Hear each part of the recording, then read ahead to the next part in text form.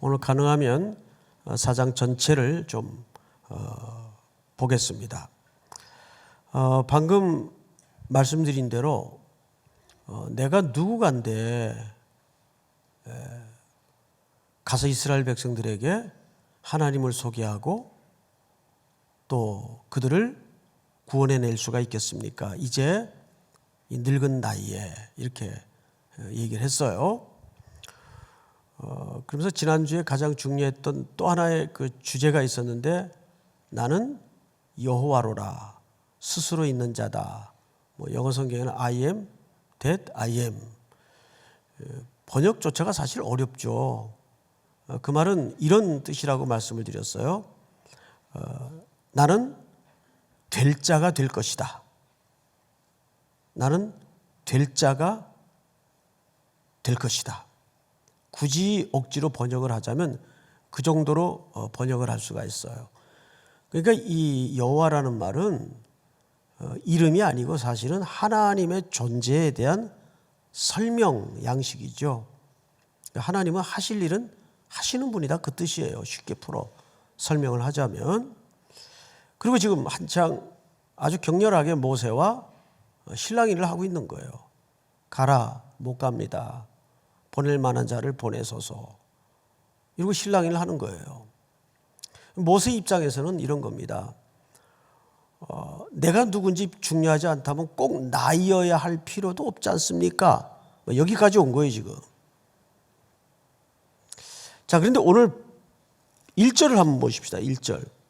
모세가 대답하여 이르되 그러나 그들이 나를 믿지 아니하면 내 말을 듣지 아니하고 이르기를 여호와께서 네게 나타나지 아니하셨다 하리이다.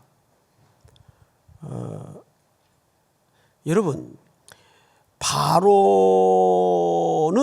당시 누굽니까? 애굽 대제국의 왕이면서 동시에 신이에요. 그렇죠? 그의 그 인식 속에 자기보다 더 센 신이나 높은 이가 있다고 상상이 되겠어요? 이걸 오늘 우리 믿는 입장의 시각에서 말씀을 보면 안 돼요. 그 고대 시대에 바로의 인식 세계 속에서 한번 모세가 어느 날 초라한 다 늙은 사람이 하나 와가지고 난 여호와라는 신이 보낸 사람인데, 그러면 그 웃죠. 뭔 거지 같은 소리를 하냐? 누구냐 너는? 이러지 않겠어요, 여러분?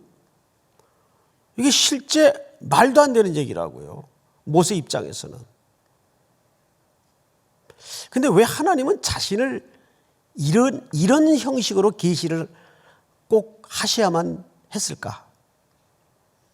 이 주제는 너무 중요하기 때문에 다음 시간에 하나님의 드러남, 나타냄이라는 주제에 대해 따로 할 겁니다. 다음 시간에. 이거 굉장히 중요한 주제예요. 어쨌든 오늘은 이 4장을 중심으로 말씀을 나눌 텐데, 2절을 한번 볼까요? 하나님께서 모세에게 묻습니다. 여호와께서 그에게 이르시되 네 손에 있는 것이 무엇이냐? 그가 이르되 뭐라 그러죠? 지팡이. 이 지팡이는 광야 생활 내내 모세의 손에 들려있던 그냥 모세의 평범한 일상처럼 평범한 지팡이예요. 그러니까 이 지팡이는 어떤 의미에선 모세의 분신 같은, 지팡이를 보면 괜히 눈물이 핑 돌 정도의 자기 모습 같은, 몸의 일부 같은, 정말 나무 둥 뒤에서 잘려나간, 늘 이 거칠은 광야에서 모세의 한쪽 손에 들려져 있으면서 양떼를 몰고 쫓았던 바로 그 지팡이예요. 그 정도 어떤 구원의 역사와 한 민족을 이끌어낼 사명을 맡기셨다면 패트리어트 정도나 엄청난 무기를 좀 주신다든지 할 텐데, 겨우 지팡이, 그것도 하나님이 준 지팡이가 아니고 모세가 늘 손에 거의 40년을 분신처럼 붙들고 있던 그 지팡이를 묻는 겁니다. 내 손에 들려진 게 뭐냐? 이 지팡이입니다. 근데 이 지팡이가 나중에 무슨 지팡이가 됩니까? 하나님의 지팡이가 돼요. 하나님의 지팡이. 이거 굉장히 중요한 겁니다. 늘 40년의 일상이 평범한 나날이 없었다면 어느 날 비범한 가시떨기 불꽃 가운데의 기적도 없는 거예요. 믿습니까? 가만히 보세요. 여러분들이 늘 의식하지 못할 정도로 항상 일상 속에 있던 그 일이, 그것이 하나님의 지팡이가 된다니까요. 여러분, 그 사실을 놓치지 마세요. 그게 하나님의 자신을 드러내는 방식이면서 일하시는 스타일이에요. 참 이상하죠. 뭔가를 새로운 걸 주는 게 아니라 늘 모세의 손에 들려져 있던 그 지팡이. 그러니까 그 지팡이를 가지고 하나님께서 사인을 한 3가지를 지금부터 말씀하십니다. 볼까요? 3절. 여호와께서 이르시되 그것을 땅에 던지라 하심에 곧 땅에 던지니 그것이 뱀이 된지라. 모세가 뱀 앞에서 피해요. 여러분, 모세가 뱀 앞에서 피해요. 이 뭘 얘기할까요? 모세는 광야에서 뱀을 처음 봤나요? 쉽게 만나고 자주 만나는 게 뱀입니다. 광야에선. 근데 이 봄을 보고 이 뱀을 봄이란다. 봄이 온다. 봄이 오단 갑니까? 참 누가 그 명제를 만들었는지 단순하면서 굉장히 잘 만들었어요. 그죠? 봄이 온다, 가을이 왔다. 어떻게 올지 궁금해요. 기대가 되는데 어쨌든 이 뱀은 독사라고 보는 게 맞습니다. 그걸 누가 알아봤다는 얘기일까요? 그렇죠. 모세가 알아봤다는 얘기입니다. 피해요. 자, 그런데 그 다음이 더 이상해요. 4절을 볼까요? 여러분들 한번 읽어보세요. 시작. 여호와께서 모세에게 이르시되 내 손을 내밀어 그 꼬리를 잡으라. 그가 손을 내밀어 그것을 잡으니 그의 손에서 지팡이가 된지라. 여러분, 뱀을 한 번이라도 잡아본 사람은 이건 말이 안 되는 그림이죠. 뱀은 어딜 잡아야 위험하지 않습니까? 그렇죠. 뱀은 특별히 독사이면 어딜 잡아야 돼요? 머리를 잡아야죠. 우리 교육자 가운데도 뱀 전문가가 한 분 있는데 초등학교 때부터 뱀 잡으면서 아르바이트 한 사람 하나 있어요. 남소라고 얘기는 안 하겠지만 뱀은 꼬리 잡았다는 어떻게 돼요? 큰일 나요. 큰일 나요. 상식적으로도 뱀은 머리를 잡아야 됩니다. 그래야 나머지 몸통 가지고 장난해도 위험하지 않죠. 근데 하나님이 어딜 잡으라 그래요? 꼬리를 잡으라 그래요. 꼬리. 자, 그런데 꼬리를 잡았더니 이 뱀이 뭐가 돼요? 예, 다시 지팡이가 돼요. 그러니까 원 상태로 회복이 됐죠. 회복이 됩니다. 자, 두 번째 사인을 좀 볼까요? 5절. 이는 그들에게 그들의 조상의 하나님 곧 아브라함의 하나님, 이삭의 하나님, 야곱의 하나님 여호와가 네게 나타난 줄을 믿게 하려 함이라 하시고 여호와께서 또 그에게 이르시되 네 손을 품에 넣어라 하시매 그가 손을 품에 넣었다가 내어보니 그의 손에 뭐가 생겼어요? 예, 하얀 나병이 발병을 한 겁니다. 손에. 어디다 넣었더니 품, 가슴이죠. 우리의 마음을 얘기하는 거예요. 인간의 문제는 어디 문제입니까? 마음의 문제예요. 그러니까 가슴에 손을 넣었다가 뺐더니 무감각한, 우리 인간의 마음이 감각을 잃어버렸잖아요. 누구에 대해서? 하나님에 대해서 감각을 잃어버렸어요. 영적인 것에 대해서 죽었다고요. 그리고 죄에 대해서는 어떻게 됐습니까? 살았죠. 그래서 죄에 대해서는 바닥바닥 반응을 잘해요.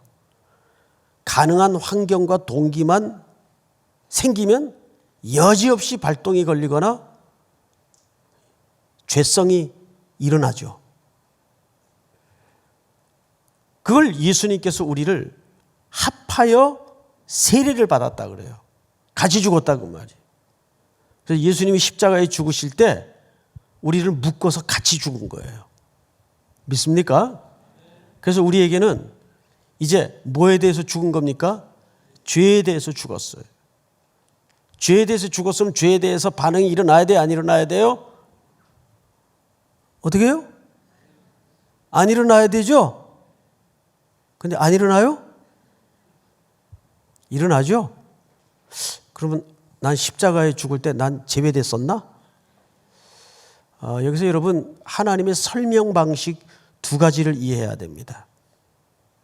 하나님은 모든 설명을 미래 완료형으로 설명합니다. 십자가에서 영단번 우리의 구원과 구속을 이루어 놓으셨어요. 근데 그거를 어디에서 풀어가시죠?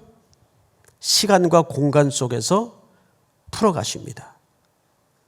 사실상 시간 개념이라는 것은 우리에게 이해를 돕기 위한 필요지 하나님에게는 시간 개념이 필요가 있어요? 없어요? 필요가 없어요. 때문에 십자가에 주님이 죽으신 사건은 미래 완료형으로 이미 이루어 놓으신 사건이에요. 그래서 우리는 죄에 대해서 죽었어요. 이제 그것이 시간 속에서 점진적으로 지금 구원 중에 있는 겁니다. 믿습니까? 그러니까 나는 그때 제외됐었나? 나는 택함받지 못했나? 이렇게 신학적으로 또 헷갈리면 성경 말씀을 제대로 이해 못하는 거예요. 그건 아닙니다. 자, 그렇다면 모세가 품에 손을 넣었더니 나병이 됐어요. 그리고 다시 넣으라 해서 넣었더니 어떻게 됐습니까? 이것도 회복이 돼요. 그런데 문제는 나일강은 어디 강입니까? 에집트 강이에요. 애굽의 젖줄이에요. 그걸 퍼다가 땅에다 쏟았더니 뭐가 됐어요? 영원한 심판을 얘기합니다. 그건 회복이 됩니까? 안 됩니까? 다시 물이 되던가요? 그렇지 않아요. 그건 회복이 안 돼요. 그러니까 세 번째 사인은 회복이 안 되는 사인이에요. 심판은 번복이 안 돼요. 장차 이 모세를 통해서 인류에게 일어날 구원의 성격을 그렇게 성경 기자는 작은 그림을 통해서 설명을 하고 있는 거죠. 우리 조금 더 들어가 보십시다. 자, 이제 몇 절을 보시냐 하면 10절을 한번 볼까요? 10절. 모세가 여호와께 아뢰되 오 주여 나는 본래 말을 잘하지 못하는 자니이다. 주께서 주의 종에게 명령하신 후에도 역시 그러하니 나는 입이 뻣뻣하고 혀가 둔한 자니이다. 이 모세도 대단해요. 이 정도면. 예? 지금 앞에 세 가지 사인을 겪고도 못하겠다는 거예요. 특히 어디 문제를 거론합니까? 언어 문제를 거론해요. 제가 이제 월요일 날 출발해서 2박 3일 짧은 일정으로 나고야의 히스콜교회 지금 운영하는 척산신학교 사도행전 1장서부터 13장까지 강의를 위해서 번개처럼 다녀왔어요. 가면서 내내 이제 걱정했던 게 뭐냐면 통역에 관한 문제였어요. 지난 가을에, 작년 가을에 가서 이제 강의를 했는데 너무너무 힘들었어요. 선교사님이 일본에 오래 계신 분이고 일본말을 잘하시는 분이에요. 이제 그분이 통역을 했는데 아무래도 한국 사람이다 보니까 자꾸 이제 이게 바로바로 나가질 않고 자꾸 이렇게 설명이 돼야 돼요. 그러다 보니까 맥이 끊기고 감각이 죽어버리고 이 통역을 잘못하면 반역이 됩니다. 예? 본인도 아주 너무 고생을 했어요. 통역 아주 잘하시는 분인데 일본어를 잘하세요, 이분이. 그래서 이제 이번에는 기도를 많이 했어요. 좀 좋은 통역이 있었으면 좋겠다. 근데 이번에 저 요코하마에 사는 제 일본 친구 아들이 있는데 스미즈 카네다카라는 친구인데 나이가 32살이에요. 근데 그 아버지도 일본 사람이고 엄마는 한국 분이에요. 그리고 이제 이 스미즈 카네다카도 일본 사람이고 와이프도 또 한국 사람이에요. 집안 내력이 그렇게 됐어요. 그러니까 딱 절반은 일본 사람이고 절반은 한국 사람이에요. 피가. 그래서 제가 물어봤죠.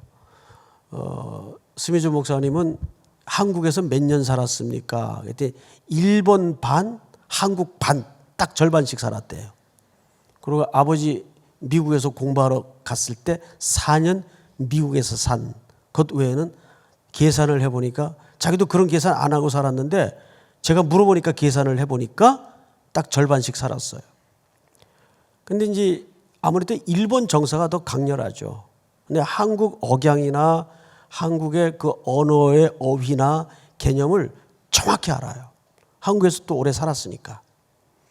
이제 그 분이 이제 통역을 하는데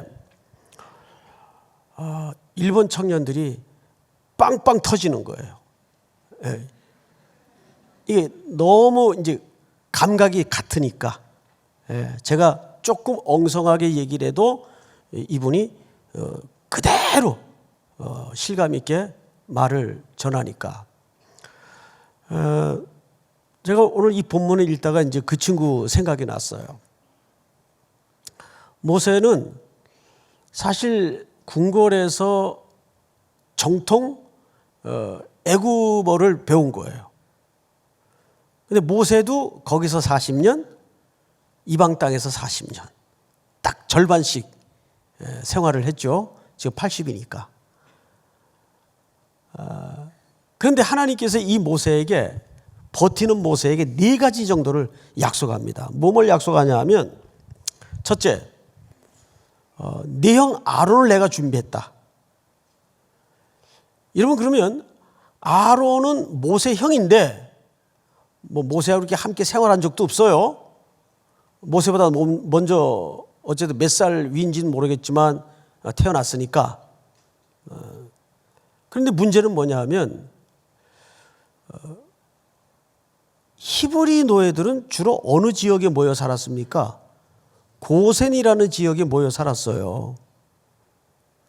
그리고 그것도 어설프게 자기네들끼리.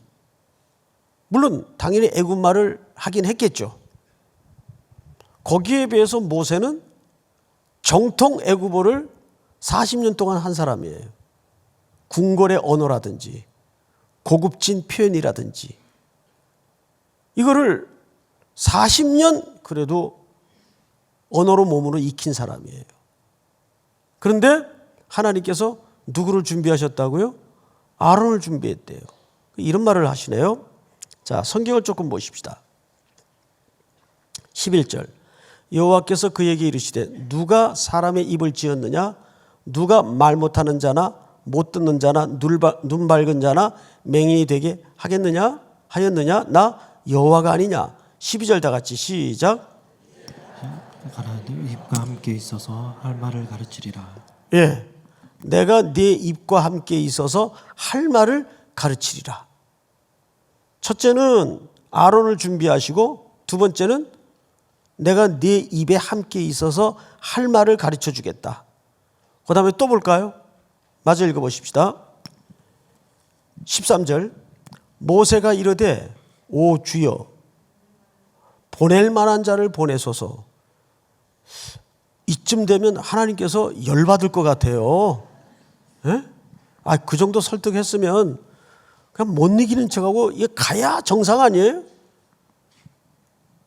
역시 지도자감이죠? 역설적으로.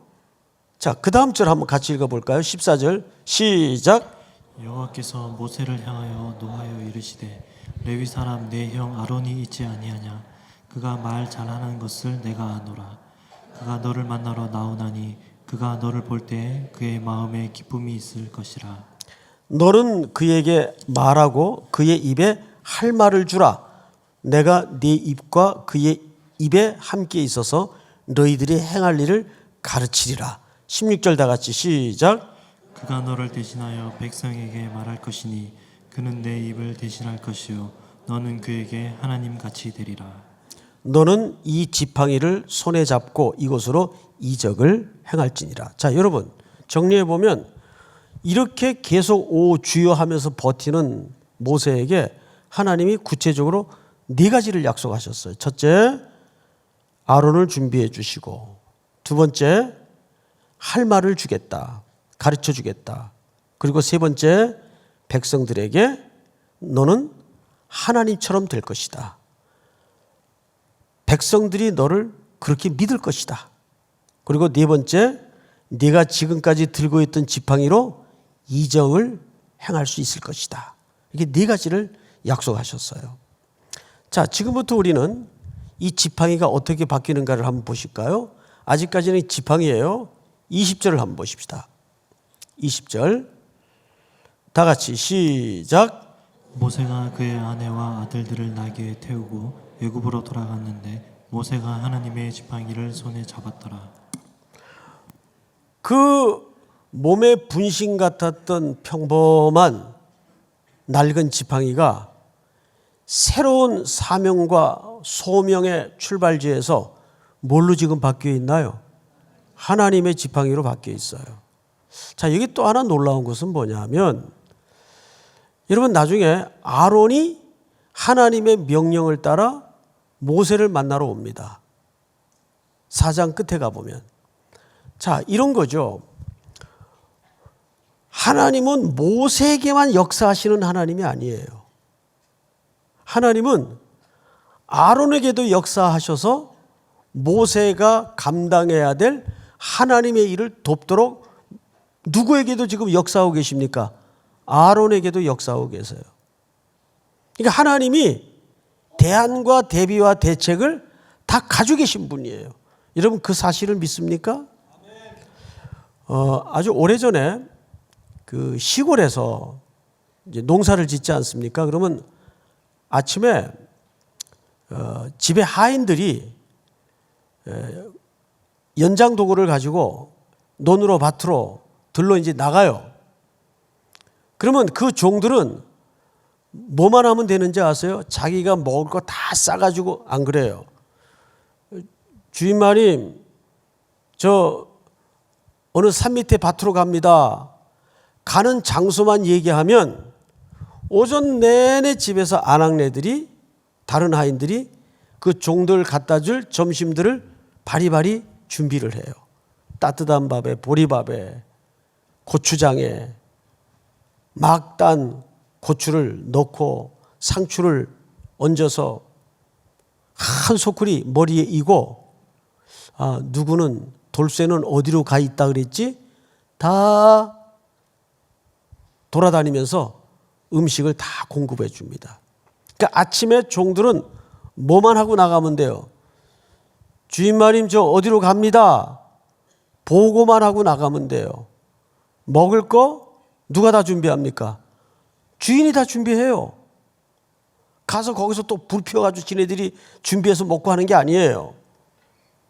농사가 큰 집은 그렇게 살았더라고요. 보니까 마찬가지예요. 하물며 인간의 삶 속에도 종이 일을 하러 나가면 챙겨주고 대비를 해주는데 그래서 선교사님들이 떠날 때 걱정들을 많이 하죠. 먹고 살 수는 있을까? 선교비는 제대로 올까? 걱정하지 말라 그래요. 그건 네 소관이 아니다. 하나님이 자네를 어느 선교지로 보낼 때에는 대책 없이 보내는 법이 없으시다.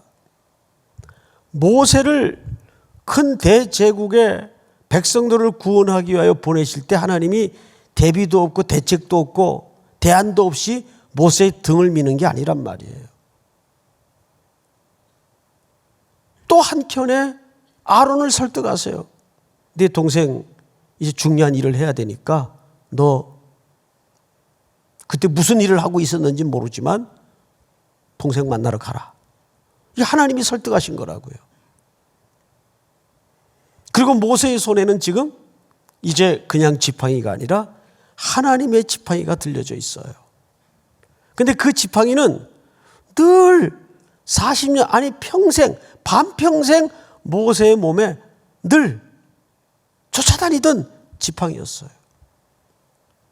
그 일상을 성실히 살지 못할 때 비범한 일도 벌어지지 않습니다. 그래서 가만히 어떤 결과를 이루고 어떤 내용을 만들어내는 사람들을 보면 갑자기 생기는 법은 없어요. 늘 우리는 기적이 상식이 돼야 된다고 말하죠. 아니에요. 상식이 기적이 돼야 돼요. 상식은 뭡니까? 자연의 법칙도 중요한 질서예요. 콩 심은 데서 콩이 나와야 돼요. 콩 심은 데 배가 막 열리면 어떡하려고 그래요? 기적은 기적인데 이 자연 속에 엄청난 혼란이 일어나겠죠. 물론 우리에게 믿음의 역사가 필요해요. 기독교라는 것은 굉장히 신비한 겁니다. 신비주의로 가서는 안 되지만. 그래서 우리가 미처 예측지 못하는 일들이 많아요. 그러나 이 대안과 대비는 모세 입장에서는 기적이에요. 그렇습니까? 안 그렇습니까? 기적이죠. 모세의 시각에서는 나중에 모세의 표정을 성경 기자가 좀 써놨으면 좋았을 뻔했는데 아이 하나님 진작 이렇게 준비됐다고 말씀하시죠. 내가 너한테 귓구멍으로 얼마나 많이 얘기했냐. 근데 문제는 뭐냐 하면 순종한 자만이 안다니까요. 순종하지 않으면 이 기적을 몰라요. 순종한 자만이 알아요. 그 가나 혼인잔치에 물이 포도주로 변한 기적도 누구만 알았어요? 물 떠온 하인만 알더라. 그 물 떠온 하인 입장에서 한번 생각해 보면 굉장히 좀 어처구니가 없었을 것 같아요. 근데 문제는 그냥 떠다 줬다고요, 그냥. 물인지 포도주인지는 모르겠는데 떠다 줬어요. 근데 그 기적은 누구만 겪었어요? 물 떠인 성경에 정확히 표현되어 있죠. 물 떠온 하인만 알더라. 방금 전에도 우리 장로님들 제자반 하면서 비슷한 얘기를 했어요. 순종의 비밀이 뭔가? 첫째, 순종의 기적은 첫째, 순종하는 것 자체가 기적이에요. 그러면서 동시에 두 번째는 순종을 통해서 제일 큰 기적은 하나님을 경험하게 된다는 게 가장 큰 기적이에요. 이거 순종 안 하면 하나님 죽었다 깨어나도 경험이 안 돼요. 그러니까 우리 신앙에 눈금이 생기질 않는 거예요. 순종한 사람만이 그 비밀의 눈금이 채곡채곡 심령 속에 그어지는 거죠. 이거 순종 안 하면 그 눈금마저 그어지질 않아요. 확실하게 하나님을 경험하게 되죠. 근데 그 경험이 없는 사람은 하나님에 대해서 이게 두리뭉실하게 존재 자체를 부정할 리는 없겠지만 그저 사랑하는 이 얼굴을 희뿌옇게 그리듯이 그 정도밖에는 친밀감을 경험하지 못하는 거죠. 진짜 사랑의 실력이 뭡니까? 친밀감 아니에요. 친한 거 아니에요. 친한 게 능력 아니에요. 세상에서도 친한 게 능력이 될 때가 있잖아요. 그죠? 왜 졸리세요? 반응들이 없어요. 이렇게. 세상에서도 친한 게 능력 아니에요. 그 능력을 여러분들이 하나님 앞에 즐거움으로 누릴 줄 알아야 돼요. 믿습니까? 자, 이제 마지막으로 애굽으로 돌아가다가 희한한 일이 이제 발생합니다. 뭐냐면 몇 절을 보시냐면 22절을 보세요. 22절. 여러분 한번 같이 읽어보십시다. 시작. 너는 바로에게 이르기를 여호와의 말씀에 이스라엘은 내 아들 내 장자라. 이스라엘을 하나님이 뭐라고 묘사하네요? 내 아들, 특별히 뭐예요? 장자, 첫 것이라고 말해요. 여러분 장자는 이스라엘 사람들의 이 혈통 개념 속에 어떤 존재입니까? 상속자예요. 맞죠? 예, 상속자예요. 하나님의 유업을 상속받을 자가 장자예요. 그게 이스라엘의 혈통적인 관습입니다. 근데 이렇게 표현하는 이제 이유가 있겠죠. 23절. 내가 네게 이르기를 내 아들을 보내주어 나를 섬기게 하라 하여도 네가 보내주기를 거절하니 내가 네 아들 네 장자를 죽이리라 하셨다 하라 하시니라. 이거 누구 보고 하는 얘기죠? 모세에게 바로에게 가서 전하라 하는 그 얘기예요. 근데 이런 내용이 전달이 될까요? 글쎄. 예? 자, 24절 다 같이 시작. 모세가 길을 가다가 숙소에 있을 때 여호와께서 그를 만나사 그를 죽이려 하신지라. 자, 모세가 길을 가다가 어느 숙소에 머물고 있을 때인데 여호와께서 그를 만나사 그를 어떻게 하려고 했다고요? 도무지 하나님의 속은 알 수가 없어요. 아니 가라고 그렇게 등 떠밀 때는 언제고 이젠 또 가는 길에 어거지로 이제 가고 있는데 죽이려고 해요. 그래서 학자들마다 이 내용을 가지고 굉장히 논란이 많더라고요. 이렇게 논란이 많은 본문인 줄 몰랐어요. 미처 몰랐어요. 자, 여기서 분명히 죽이려 한 사람은 여호와고 그 대상은 모세예요. 뭐 어떤 학자는 게르솜을 두고 한 얘기다. 아니, 모세예요. 자, 근데 이 이야기가 무슨 얘기인지를 우리가 조금 더 들어가 보도록 하죠. 25절. 시보라가 모세 아내죠. 돌칼을 가져다가 그의 아들의 포피를 베어 그의 발에 갖다 대며 이르되 당신은 참으로 내게 피남편이로다 하니 26절 다 같이 시작. 여호와께서 그를 놓아 주시니라.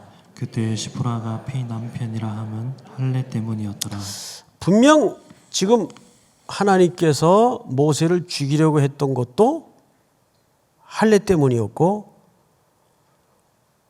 시프라의 내용과 글들을 보니까 표현된 내용들을 보니까 분명히 이 사건은 할례가 중심 메인 주제예요. 자, 할례는 뭔지 잘 아시죠? 간단하게 다시 한번 요약을 하면 창세기 17장에 최초로 이 할례가 소개됩니다. 아브라함이 자녀를 약속받았음에도 불구하고 자녀가 생기지 않으니까 아내의 꼬임에 넘어가 가지고 일을 저지르죠. 여종 하갈에게 들어가서 생산을 하고 맙니다. 그 이름하여 이스마엘이에요. 그때가 86세입니다. 그때부터 13년간을 하나님이 아브라함과 성경상에는 어쨌든 일절 끊어버려요. 침묵을 합니다. 가장 무서운 성도의 형벌은 하나님과 교제가 끊어지는 거예요. 그리고 99세 때에 나타나시죠, 하나님께서. 첫 단어가 뭡니까? 나는 전능한 하나님이라. 여긴 중의적 의미가 있어요. 이제 다시 교제를 시작하겠다는 말씀이면서 동시에 준엄한 책망을 시작하는 거예요. 책망을 한다는 것은 하나님이 아직도 포기하지 않았다는 말이죠. 자식이니까. 나는 전능한 하나님이라. 이 말은 아브라함의 기다리지 못한 불신에 대한 지적이에요. 그리고 명령했던 게 할례입니다. 네 집안에 유하는 객이나 종이나 모든 남자는 할례를 받으라. 그래서 99세 때 아브라함이 전부 할례를 받아요. 할례는 아시는 대로 생식기 끝을 잘라내는데 이건 사인일 뿐입니다. 그건 너는 육체적으로 죽었다 그 뜻이에요. 그게 할례가 갖는 사인이에요. 그러고 나서 누구를 생산하냐 하면 이삭을 생산해요. 죽은 몸 같은 데서. 그러니까 실질적으로 이삭은 아브라함이 육체의 실력으로 낳은 아들이 아니고 약속을 따라 낳은 자녀예요. 이것이 이스마엘과의 굵은 차이입니다.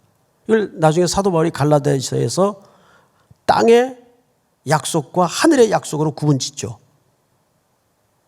그러니까 이스마엘과 이삭의 차이는 뭐냐 하면 할례가 기준이에요. 할례 전에 자기 인간의 실력으로 저지른 거, 그게 이스마엘이에요. 그러나 할례 후에 죽은 몸 같은 데서 생산한 이삭은 오로지 하나님의 은혜와 능력으로 태어난 자녀예요.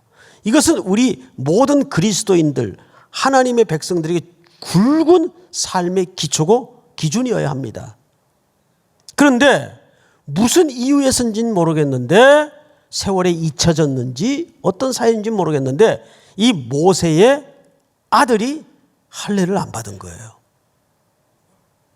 지금 가장 중요한 사명 중에 핵심 사명의 가치가 구원을 위해서 출발하는 이 길목에서 할례를 안 받은 거예요.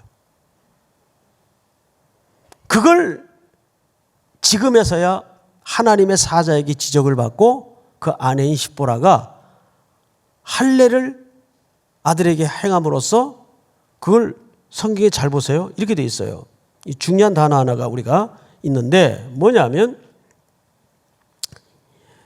25절 십보라가 돌칼을 가져다가 그의 아들의 포피를 베어 그의 발에 어떻게 하며 갖다 대며 이렇게 되죠. 갖다 대며.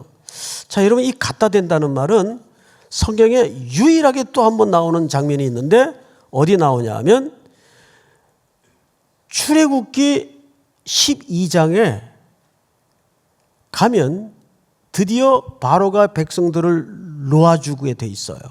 놓아주죠. 근데 그 전에 무시무시한 장자가 죽는 심판이 일어나요. 그때 고센 지역에 모여 살던 히브리 노예들에게만 어린 양의 피를 우슬초에 찍어서 뿌리죠. 문설주에다가 뿌려요. 이 갖다 대매라는 말이 뿌리다라는 말과 동의어예요. 뿌리가 같아요. 그러니까 이게 무슨 얘기냐 하면 그 유월절 밤 죽음의 그림자가 애굽 전역을 덮었을 때 어린 양의 피로 피뿌림 겪은 히브리 사람들의 집안에만 죽음의 심판이 지나가요. 그래서 그 절기를 지나간다 그래. 죽음과 심판이 패스오버 된다 그래서 6월 넘어간다 그 뜻이에요. 자, 그런데 오늘 본문에 보니까 십보라가 할례를 통해서 생식기 끝을 잘라서 그거를 어디다 갖다 댑니까? 모세 앞에다가 갖다 댑니다. 그 발에 갖다 대매 이르되 당신은 참으로 내게 피난편이라. 이 어떤 학자는 당신은 결국 나로 하여금 피를 보게 하는 남편이군요. 이런 뜻으로 또 해석을 해놨는데 이건 조금 지나친 거고 그 뜻이 아니라 피로 맺어진 이거 법적인 개념입니다. 피로 맺어진 계약이라 그 뜻이에요. 드디어 모세는 아마도 이 풍파 많은 광야 생활 속에서 그걸 잊고 살았던 것 같아요. 근데 하나님은 앞으로 네가 펼쳐갈 이 구원의 역사는 사람의 인간의 조건과 행위와 능력으로 이루어질 일이 아니라는 사실을 미리 암시하고 들어가는 겁니다. 그러면서 이 구원의 역사는 결국 어린 양의 피뿌림으로 대단원의 1차적인 막을 내립니다. 그래서 여기 갖다 댄다라는 이 용어와 그 우슬초로 문설주에 피 뿌린다라는 단어가 정확하게 동의어입니다. 그러니까 결국 하나님께서 우리 모든 자녀들의 구원은 처음부터 1서부터 100까지 그분의 계획과 그분의 스케줄을 따라 그분이 능력으로 우리와 함께 하셔서 이루어내신다는 거예요. 이것이 오늘 4장에 걸친 굉장히 중요한 구원의 암시예요. 근데 이것은 단순히 우리가 사망에서 생명으로 구원받는 데에만 통하는 신학적 원리가 아니라 놀랍게도 이 원리는 우리 전 인생에 걸쳐 매일매일 붙들어야 될 삶의 기초이기도 합니다. 항상 그리스도의 공로로 예수의 피 흘린 은혜로 믿습니까? 매일매일 그런 구원의 은혜가 여러분 일상 속에 오늘도 기도 속에서 드러나는 복이 있기를 주의 이름으로 축복합니다. 우리 찬양 하나 하죠. 주는 완전합니다.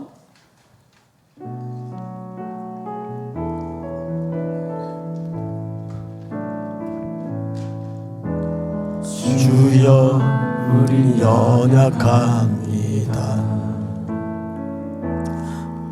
우린 오늘 힘겨워합니다.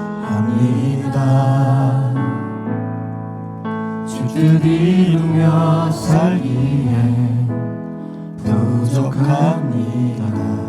주님 우린 연약합니다.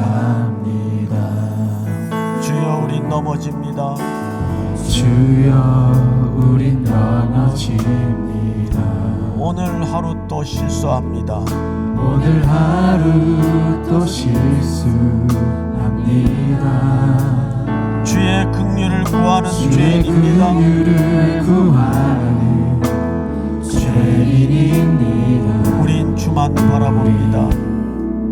주만 바라봅니다. 한없는 주님의 은혜 온 세상 위에 넘칩니다. 가릴 수 없는 주 영광 온 땅 위에 충만합니다.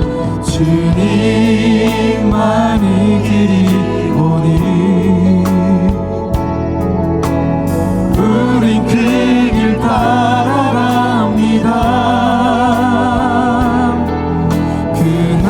그날에 우릴 이루신 주는 완전합니다. 주는 완전합니다. 한없는 주님의 은혜. 한없는 주님의 은혜 온 세상 위에 넘칩니다. 가릴 수 없는 주 온 땅 위에 영광 충만합니다. 온 땅 위에 충만합니다. 주님만이 기쁘니 우린 그 길 따라갑니다. 그날에 우릴 이루신 주는 완전한 그날에 우리를 이루신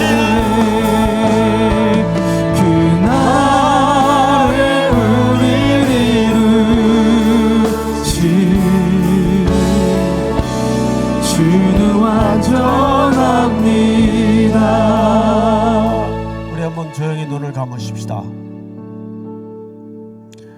오늘 주께서 출애굽기 4장을 통해 주신 말씀을 헤아려 봤으면 좋겠어요. 네 손에 있는 것이 무엇이냐? 오늘 이 똑같은 질문을 주께서 여러분들에게 하십니다. 대단한 거? 뭐 특별한 거? 그걸 요구하지 않았어요. 늘 그저 우리 평범한 일상에 내 몸의 한 부분처럼 붙들고 있던 것, 네 손에 있는 것이 무엇이냐? 그것이 사명의 출발지에 설 때 하나님의 지팡이가 됩니다. 그 지팡이로 홍해를 가르죠. 이스라엘 백성들이 인도함을 받습니다. 사랑하는 성도 여러분, 하나님께서는 막연하게 우리의 등을 밀거나 뭔가를 요구하지 않습니다. 그분이 다 준비해 놓으세요. 아론도 준비하시고 할 말도 준비하시고, 문제는 우리가 순종하느냐 안 하느냐 이 싸움이에요. 순종하는 자에게 일어나는 기적은 그분을 경험한다는 겁니다. 순종했을 때 어떤 얻어지는 열매나 결과 물론 소중하겠죠. 그러나 물도온 하인만 알듯이 순종한 자만이 그 하나님의 놀라움과 그 영광스러움을 온 영혼의 눈금으로 갖게 된다는 거죠. 오늘 이 밤에 주신 말씀 붙들고 한번 통성으로 주여 한번 부르신 다음에 다 같이 기도하겠습니다. 주여! 하나님, 은혜를 진심으로 감사합니다. 우리는 연약합니다. 끝까지 감당할 수 있는